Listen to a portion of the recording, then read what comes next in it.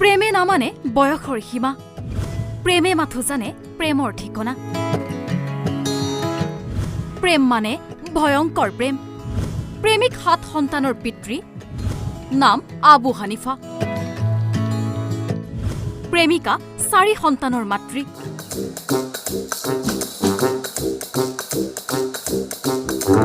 শীতৰ হেমেকা বতৰত দুয়ো এতিয়া ৰোমান্টিক মুডত 7 সন্তানৰ পিতৃৰ প্ৰেমত একেবাৰে হাবুডুবু খালে 4 সন্তানৰ মাতৃয়ে তাৰ পাছত কি হল জানেনে হব লগা কি আছে পলুৱাই নিলে প্ৰেমিকা কত যে কিমান সপোন দুয়োৰে একেখন গাঁৱৰে বাসিন্দা দুয়ো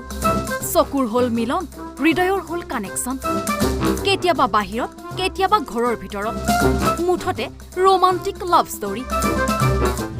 হানিফাৰ সদায় ঘৰত আহে প্ৰথমে দৰজাখন মাৰি লয় তাৰ পাছত হাহুমাক চুমা খায় আবু হানিফাই যে ঘৰৰ ভিতৰত আহি পেলাই দৰজা মাৰি পেলাই যুবদ খাতুনক যেন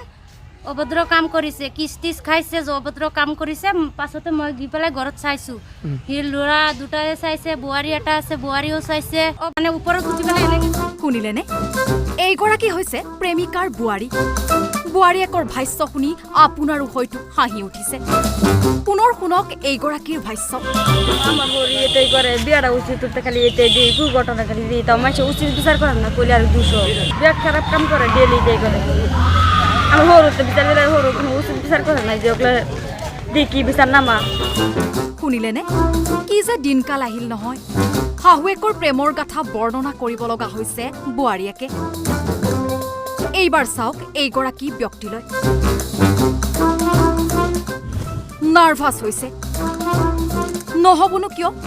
4 সন্তানৰ পত্নীয়ে স্বামীক এৰি সংসাৰ গঢ়াৰ সপোন দেখিছে দুখত ভাগি পৰিছে এওঁ আবু হানিফাৰ লগত আমাৰ পত্নী আৰু সেই সুযোগতেই পত্নীৰ প্ৰেমালাপ বহুত বুজালে নাই নুবুজে ক'ত বুজিব কৈছোৱে নহয় দুয়ো এতিয়া ৰোমান্টিক মুডত এইবাৰ ঘটনাত আহিল ক্লাইমেক্স কিমান আৰু ৰোমান্টিক সিন চাব আহকচোন অকণমান উপভোগ কৰো ইণ্টাৰভেলৰ পাছৰ দৃশ্য মানে কিনো কম বৰ দুখেৰে ক'ব লগা হৈছে যে দুয়োৰে প্ৰেমত এতিয়া নজৰ লাগিল অৰ্থাৎ 16 তাৰিখৰ দিনটোত আন্ধাৰে ছাতি ধৰিলে দুয়োকে ইজনে সিজনক হিন্দী চিনেমাৰ দৰে প্ৰেম নিবেদন কৰি আছিল আহিল পৰিয়ালৰ লোক আটক কৰিলে দুয়োকে দিন বেয়া থাকিলে কিনো কৰিব